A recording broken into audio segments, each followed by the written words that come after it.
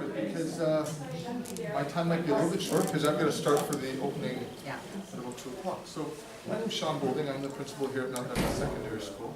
And I'm going to preface a couple of things before I get started. First of all, I am not an expert in technology. However, I'm going to take a step back for a moment. The world in education is changing drastically. I would argue that most of us, and we have a variety of histories and ages and experiences in the classroom, and we all kind of grew up, and I'm betting for a lot of the part, what you experienced in school was very similar to what I experienced in school, which is somewhat similar to what our students are seeing now, and whether that's at Mount Douglas or any school that I've been at.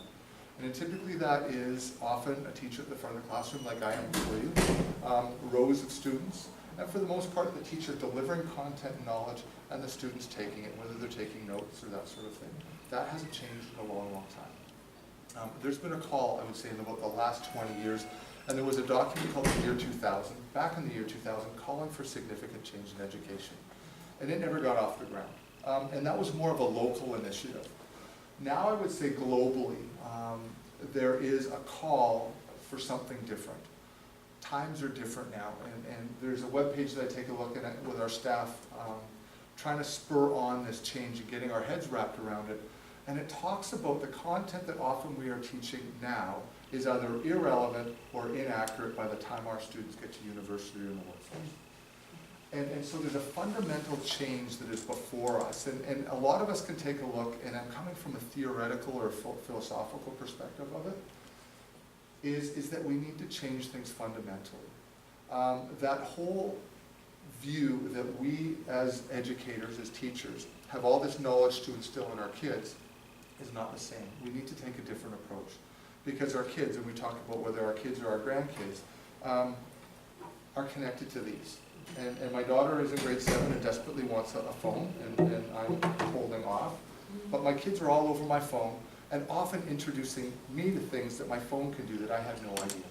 It's unbelievable how their little minds, so to speak, just grab onto anything. They have no fear of getting into an unknown place, and what they discover is really quite amazing.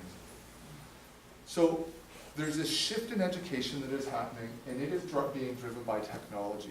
And there's lots of good that comes with it, and there's lots of concern that typically our generations have, because a lot of it's the unknown, and also now that we call this thing called the World Wide Web that opens up to all these different possibilities.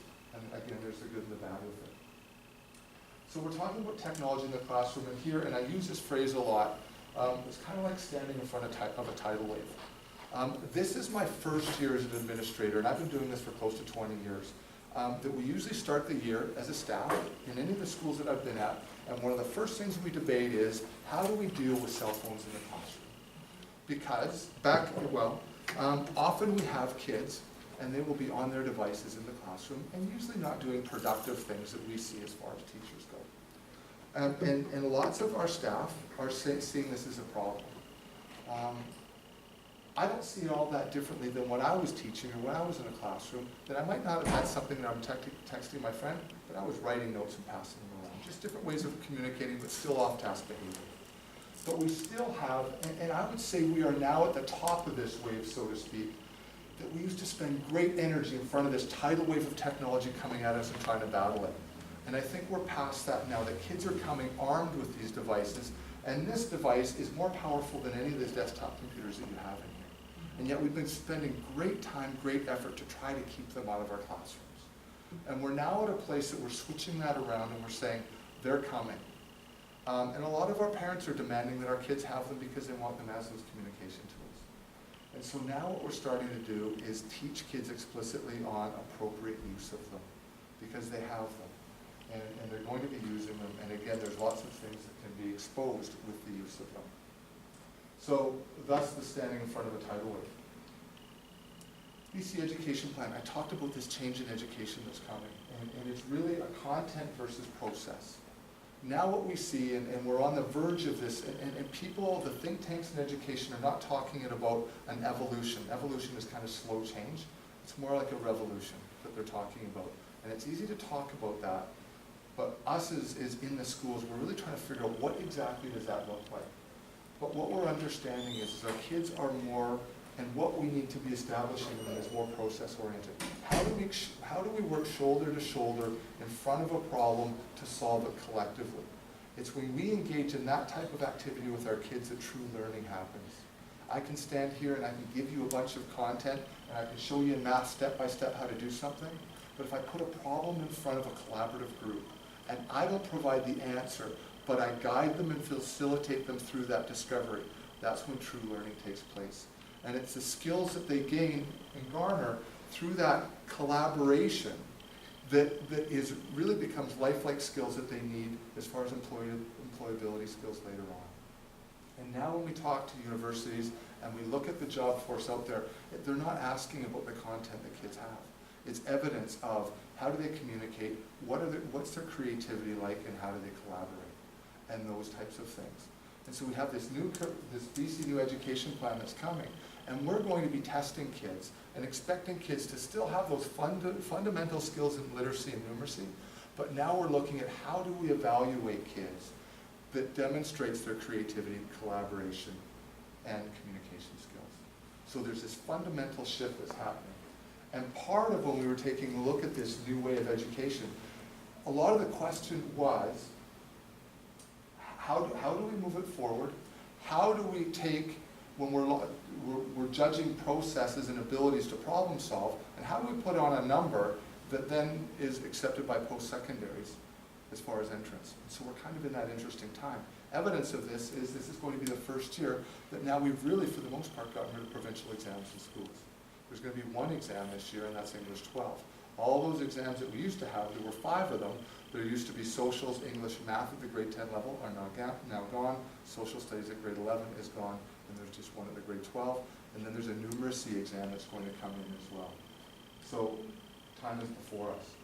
In our classrooms, this is an acronym, SAMR, that we've been talking about for quite some time. And it really talks about where teachers are with respect to technology. Our kids, for the most part, are advanced beyond what we are, and we as educators get pretty nervous about that because I know when I'm here getting set up, well, who do I ask to get set up for me? We've got our tech crew that comes in and they don't hesitate for a minute.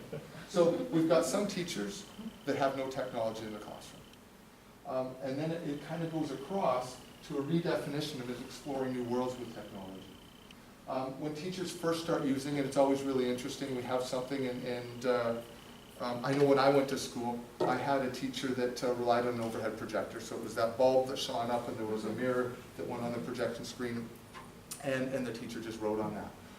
I remember, and I shouldn't admit this in many places, that I remember going to university and I took an assessment and evaluation class.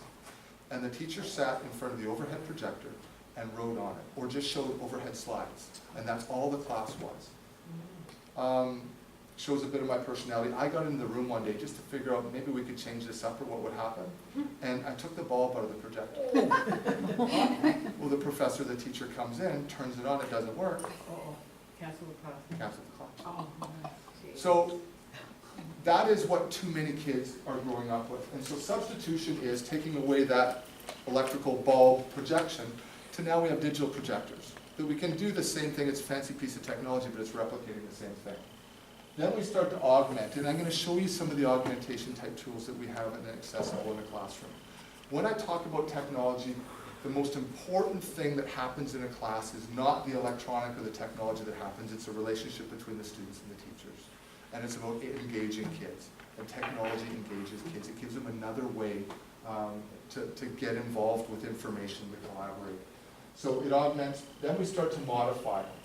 And we start to redesign the way, not only we're delivering the curriculum, so we have FATS, projection screens, we have all different things we can do, but it also provides an opportunity for kids to demonstrate their learning in different ways. Instead of kids writing a report or doing a poster board, now they're creating videos. Now they're doing PowerPoint presentations, they're doing a variety of different things that again, not only demonstrates their current learning, but is going to do them well later on in life.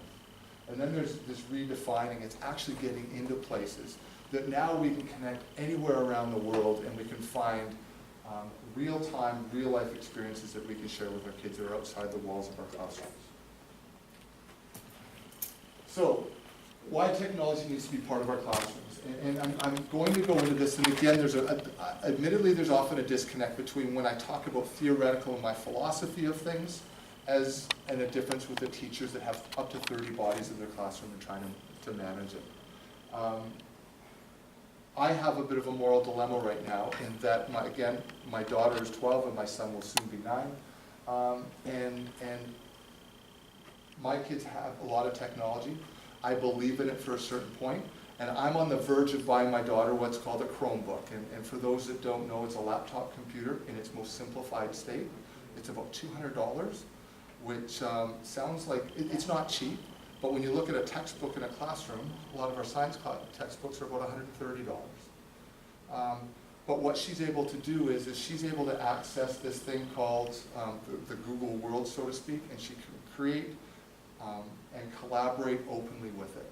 But what I recognize at the same time is it puts pressure on our teacher to teach in a certain way.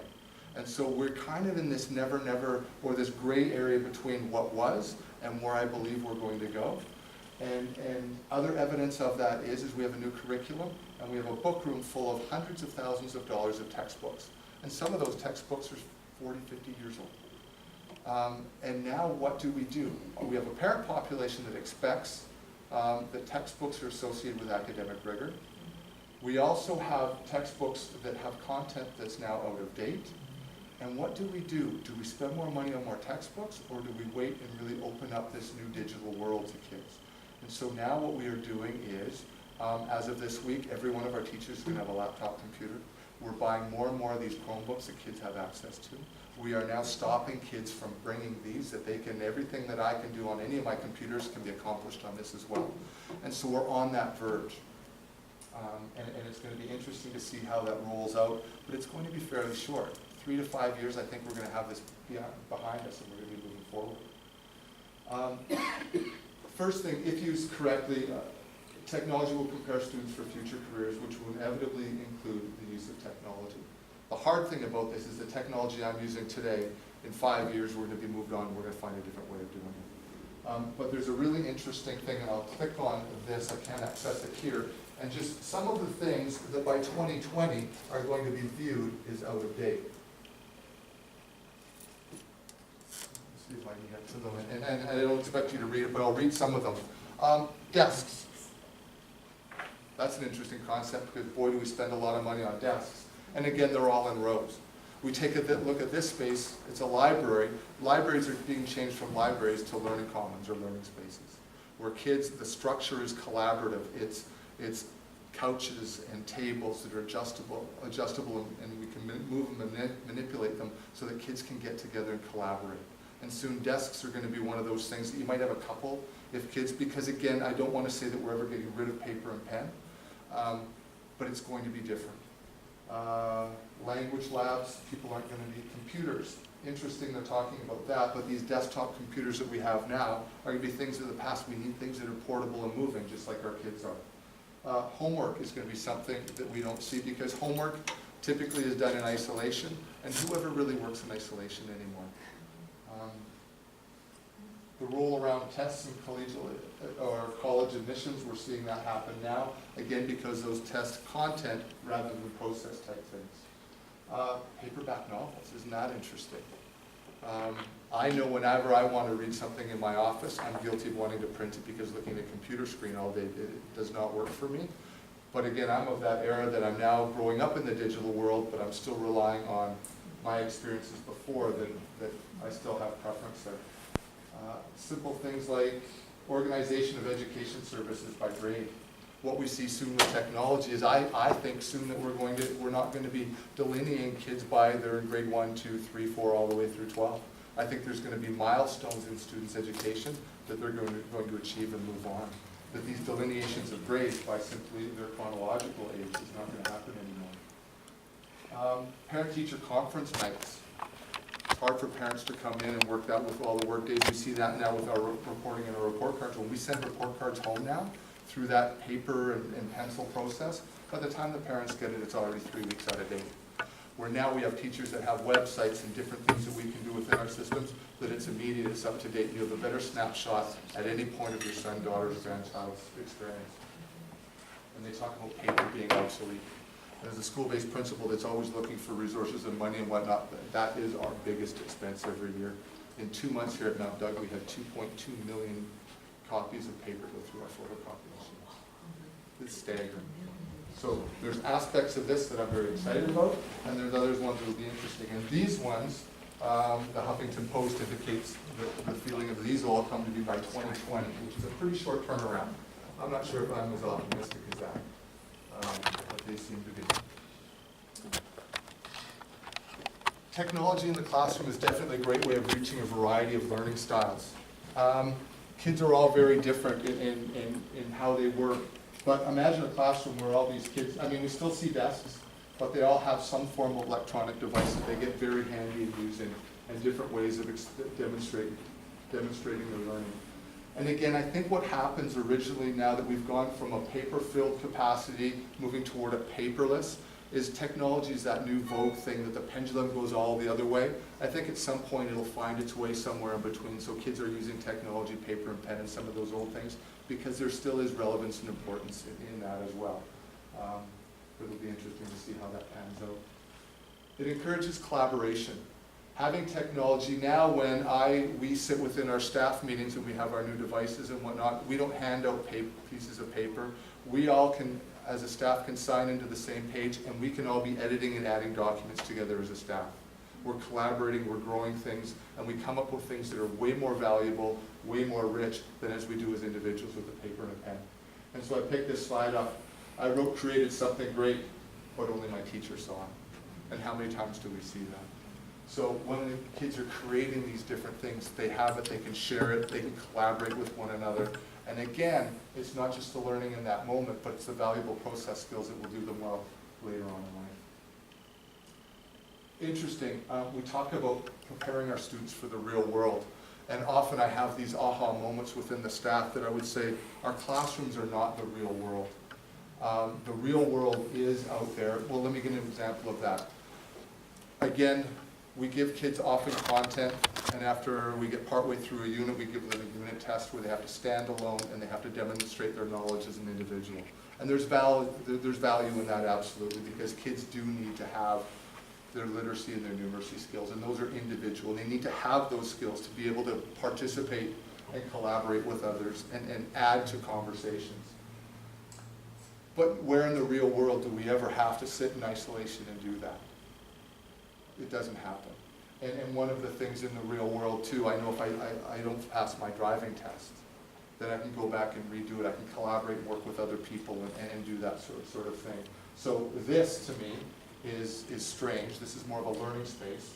In a classroom setting, that's kind of unusual. But in a workforce setting, that's more the norm. And so that's what we're working toward, and I would argue that's what the real world is more. Promote student engagement. Thanks for the amazing worksheet. Never heard it. And it's I find it really interesting because many of our kids, we've trained our kids to be very proficient in being task-oriented. Evidence of this is again, my son, there's this pivotal year, I believe, and my research is slim because I have 2 research subjects, being my 2 kids, but it seemed to be around grade 3 that I would say to my kids, and my kids go to a wonderful elementary school, it's nothing against them, but I would say to them, Jack and Olivia, how was your day at school? And they would talk to me about what they did and what they engaged in, and they were excited about it, and it was anecdotal conversation about it. All of a sudden grade 4 hits, and my son's in grade 4, and it changes significantly. Jackson, how was your day? I got 17 out of 20 on my spelling test. All of a sudden, the magic of the learning seemed to change from what they did, what they engaged, how they got their hands dirty, to that number that's on the top of the sheet. And that gets more and more and more through grade 12. And now kids value their learning based on a number at the culmination of an activity. And it's wrong. And we need to flip that. But what drives it is those numbers are important for scholarships and university entrance, but they're less about learning. And so we need to get back to that. And we get back to pedagogy is the driver, but technology is the accelerator. Technology is really spurring this movement on. I'm going to take, I found this and it was relevant with remember it, stay coming. Years ago, and I'm going to just stand over here, we used to take things on. In a classroom, I think most of us experienced it. If we were studying Juno Beach, we might go, and this is a digital version of a book that you might saw, and we might do a lot of creative different things as we read an article. We might have students chunk it, little Johnny, you read page 1, Susie, you read page 2, on, and then the students get together and they share and they talk about it, and it's all really great things. But how are they getting their hands involved in it? How are they really experiencing it? It's just black and white text. And now we've got digital versions of the same thing. But I found this the other day, and again, sometimes it's hard for us to escape out of our classrooms, but technology can help us with that journey. In that, if I go back here, this is going to take a second to load. But this is a website, same thing about Juno Beach, and now instead of me just reading articles and sharing it, I have volume here, I don't know how loud I can. And the other thing about technology is wonderful when it works. I'm not sure where the volume is for this. But, oh, here's my technology. See? These guys come to my rescue all the time. I'm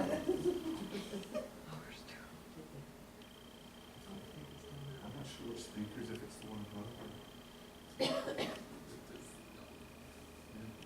See, there's a speaker up above. I'm not sure how the other system. Yeah.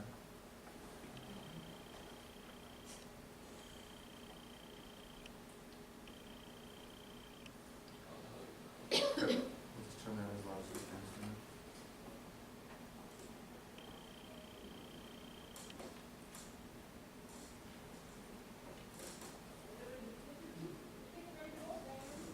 So the gist of this website is we're trying to play with it, is I can actually, it's a 360-degree view of Juno Beach. And with a click of my mouse, I can go and I can move around the scene of Juno Beach. And then I get different windows that'll pop up for me. I'm going to slow my mouse down a little bit here. And there's little windows that will show me, like here's one up here.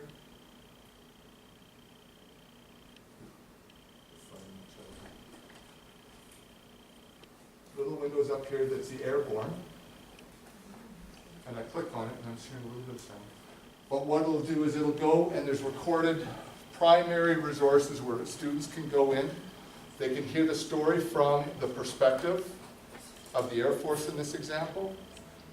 They can hear that, and then attached to this, there's usually at least 6 different first-hand accounts of individuals that they can click on and hear the stories of those individuals as they were at Juno Beach during that time.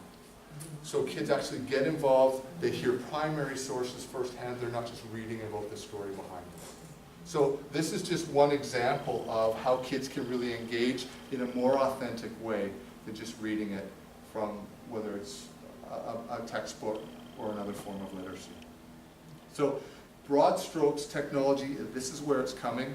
I think I've talked about the theoretical good in it. I have to say the day-to-day stuff, one of the challenges that I have are the negatives that do come with technology. There's things out there as our kids get more and more engaged in it. The ill behavior that used to be more overt in nature is now tends to be through these devices. And it can be, girls typically are more exclusionary, so they're talking to each other and then maybe saying things about somebody else because it's easier to do that when you're not face to face. The boys typically not so much here, they're still verbal out there. But this last week, there are these things that, well, to be blunt, it's called sexting. And it blows my mind how kids are taking pictures of themselves with no clothes on and distributing it out. And sometimes it will have an innocent, seemingly beginning between boyfriend and girlfriend. All of a sudden that relationship goes away, they're upset, and now these pictures get broadcast out. So technology opens us up to a lot of possibilities, both good and both bad, and we struggle and strive in schools to really catch up and teach acceptable and positive use of them. And so as exciting as it can be with technology, it can be equally as scary as well. And so we work hand in hand with a number of community resources trying to educate our kids about what it looks like. So, and the more that world kind of takes off, we have to work with, and it's some of the darkest, most difficult parts of my job. I think I got into administration because I like to fix things, and I spend most of my life doing that in my work world. But when it comes to sitting down with a girl and her family whose picture's been exploited on the internet, there's nothing I can do to fix that. And so that's a pretty difficult part of my job, and it happens too often. So, anyway, I know I give you a very brief snapshot. I think we're heading to the gym in just a couple of minutes. I see Wendy here. So thank you for being here. Any questions, certainly catch me in the hallway or anything like that. Oh, in the hallway. Yes. Or, Quickly, what were the exams that are still prevalent? so there's just one for our grade 12 students this year. It's English 12. English 12? And the look of that exam is going to change over in the next couple of years. I'm not sure what it will be. The year after, there's going to be a numeracy or a math 12 exam. Okay. I mean, we're waiting to see what that looks like too. Yeah, very Thank different. you. So what about the FSAs in grade 4 and 7? FSAs are going to stay, as far as I know, but how they change it, how it manages. My head's a little out of that because we don't, there's so much change at the secondary, I'm not kind of looking at the elementary, junior. But I do believe that they're staying, and they're staying because we still need snapshots as to how our kids are doing. And those basic skills in literacy and numeracy, we still need to be teaching because kids need those moving forward. And so we have to have something to judge how well we're doing with, so that's why I believe those are staying. So I wonder if, do you have a problem with the kids being sort of addicted to games like my granddaughter? Yeah, well, and I do believe now there is a physical and chemical addiction to gaming for sure. And we have several students here that will have a hard time letting go of this. And so often I have one or two of them phones in my office, and we do that kind of, that dance between it. But we do have kids going to addiction services because of a gaming addiction. Yeah. Am I on my way, Linda? I wasn't planning to say, but I want to thank you very much, Shawn. Oh, my pleasure. I'm sorry we're cutting you off, but we've That's got okay. people trying to vote for the Battle of the Brushes Oh, in we better the do that gym, now. and there's we have a cake and a little bit of a ceremony. So thank you very much. My pleasure. Shawn's going to be around, so I'm sure if you have more questions, I'm sure he'd be happy to answer them for Please you. do, So yeah. thank you.